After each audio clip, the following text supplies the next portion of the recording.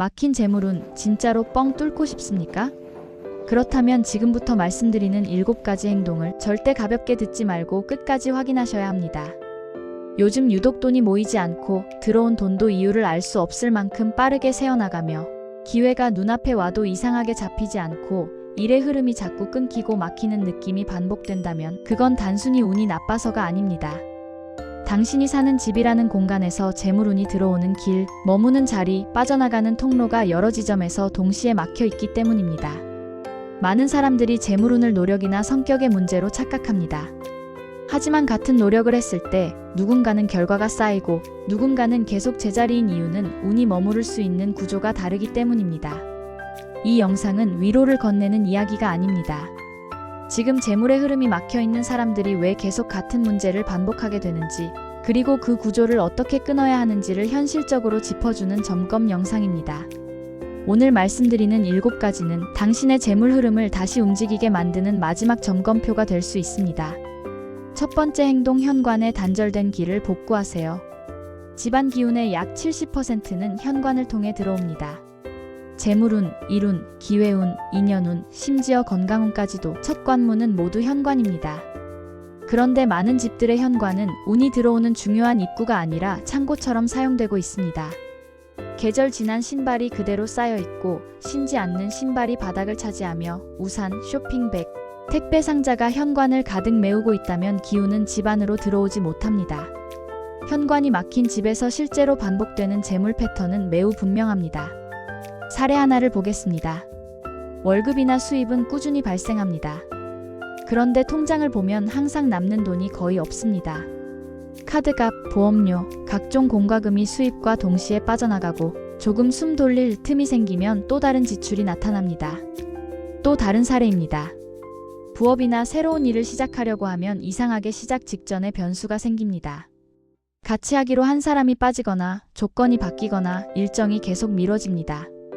이런 일이 반복된다면 능력이나 타이밍의 문제가 아니라 현관에서 이미 기회운이 걸러지고 있는 상태입니다. 풍수에서는 이런 상태를 단절된 길이라고 부릅니다.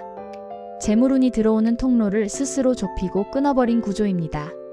정리 기준은 단 하나입니다. 문을 열었을 때 바닥이 훤히 보이는가? 이 기준을 충족하지 못하면 아무리 집안을 정리해도 재물운의 첫 단추는 계속 어긋납니다. 즉시 실천 체크리스트입니다. 신발은 반드시 2켤레만 남기고 신지 않는 신발은 모두 신발장 안으로 넣으세요. 현관 바닥에는 아무것도 두지 마세요. 현관이나 집안의 불빛은 차가운 흰빛이 아니라 따뜻한 노란빛 계열로 바꾸세요. 문을 열었을 때 바로 시야에 들어오는 물건은 제거하세요. 이것을 미뤄두면 지금 겪고 있는 재물 패턴은 앞으로도 형태만 바뀔 뿐 계속 반복될 가능성이 높습니다. 두 번째 행동, 돈이 새는 집의 물길을 점검하세요. 풍수에서 물은 재물 그 자체입니다. 물이 맑으면 재물 흐름도 맑고 물이 막히면 돈도 함께 막힙니다. 싱크대, 욕실, 배수구는 재물운이 빠져나가는 통로이자 동시에 재물 흐름을 조절하는 밸브입니다. 이 물길이 막힌 집에서는 돈이 쌓이는 구조가 만들어지지 않습니다. 수입이 생겨도 그 돈은 항상 처리 비용으로 먼저 사용됩니다. 실제 사례를 하나 더 보겠습니다. 세탁기가 고장나고 며칠 뒤에는 보일러에 문제가 생깁니다. 고쳐놓으면 또 다른 곳이 고장납니다. 돈이 모일 틈이 없습니다. 또 다른 사례입니다. 병원비, 약값, 차량 수리비처럼 계획하지 않았던 지출이 이상할 정도로 자주 발생합니다. 큰 돈은 아니지만 계속 겹치면서 부담이 됩니다. 이건 우연이 아닙니다. 물길이 막힌 집에서는 재물운이 축적이 아니라 수습으로만 쓰이게 됩니다. 재물운은 견고합니다. 물길을 방치한 집에서는 아무리 수입을 늘려도 지출이 그 이상으로 따라옵니다. 즉시 실천 체크리스트입니다. 배수구에 베이킹소다를 넣고 뜨거운 물을 충분히 부으세요. 욕실 바닥의 물기는 바로 제거하세요. 젖은 수건을 욕실이나 방에 방치하지 마세요. 싱크대 거름망은 항상 비운 상태를 유지하세요.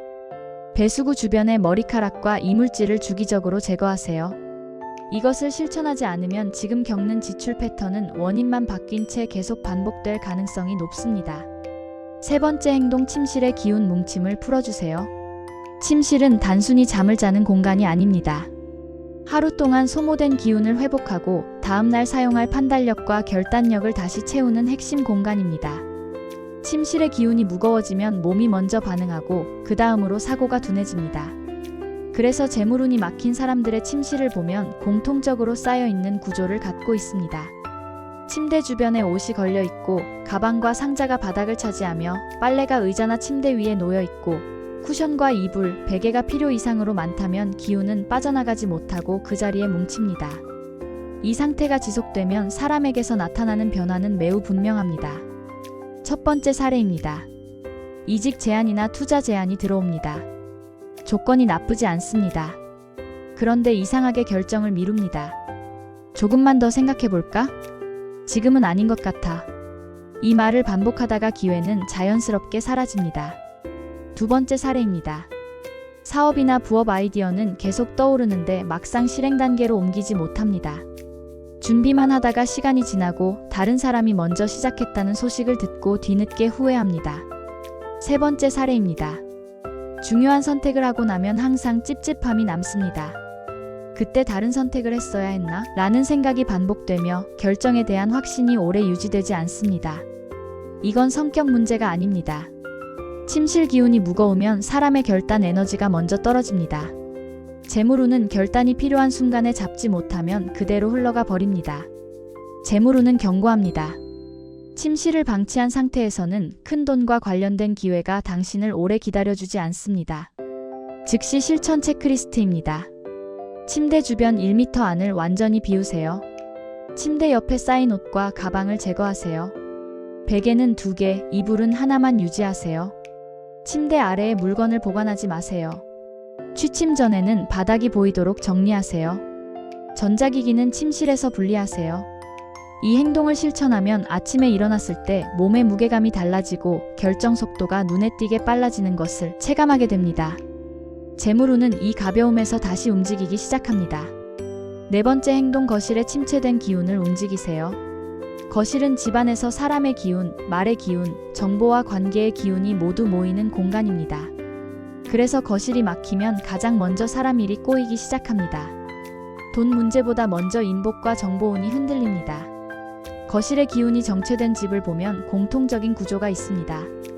가구가 한 방향으로만 고정돼 있고 커튼이 항상 닫혀 있으며 자연광이 거의 들어오지 않고 물건이 한쪽 벽에 몰려 있습니다. 이런 구조에서는 기운이 순환하지 못하고 한 지점에 쌓여버립니다. 그 결과 사람과 사람 사이의 흐름도 막힙니다.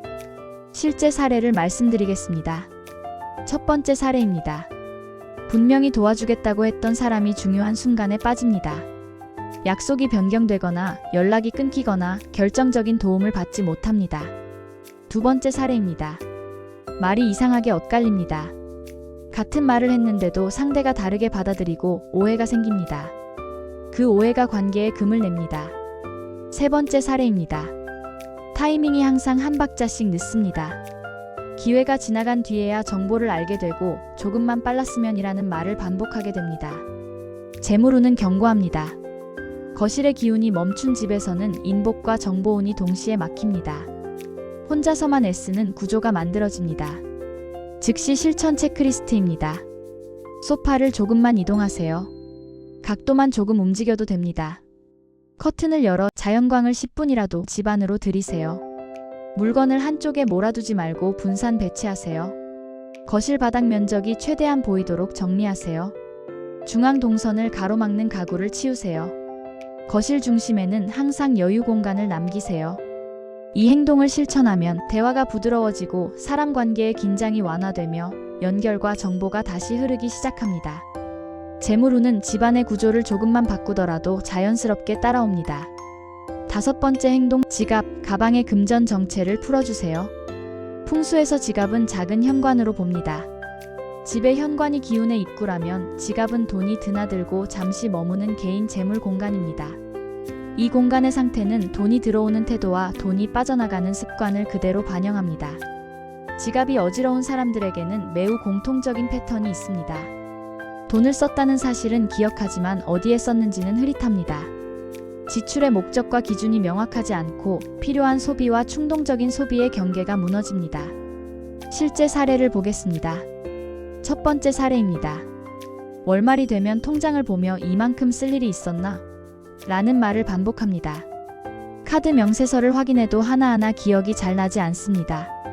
두 번째 사례입니다. 분명히 절약을 하겠다고 다짐했는데 며칠 지나지 않아 소소한 소비가 계속 이어집니다. 금액은 크지 않지만 누적되면서 부담이 됩니다. 세 번째 사례입니다.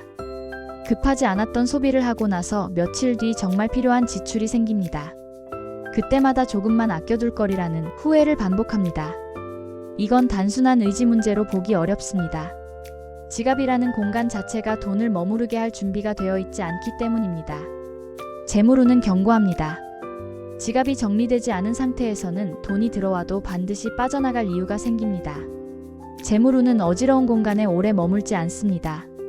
즉시 실천 체크리스트입니다. 지갑 속에 있는 오래된 영수증을 전부 버리세요. 사용하지 않는 카드는 과감하게 정리하세요. 잔돈은 지갑에서 꺼내 따로 보관하세요. 지갑 속 먼지와 이물질을 제거하세요.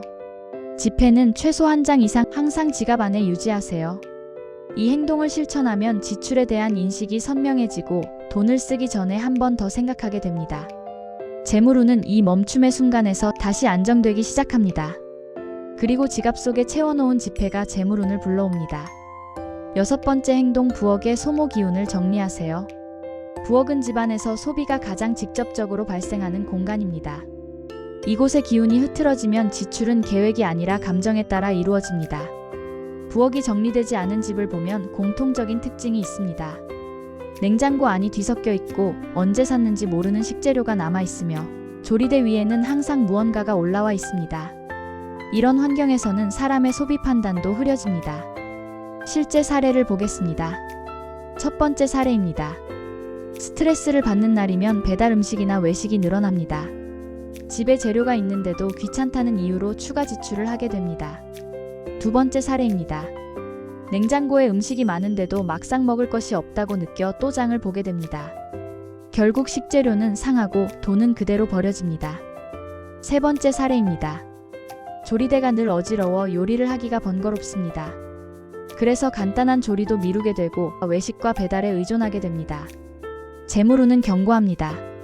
부엌의 기운을 방치하면 돈은 먹는 데서 가장 빠르게 새어나갑니다. 이 지출은 눈에 잘 보이지 않기 때문에 더 위험합니다. 즉시 실천 체크리스트입니다.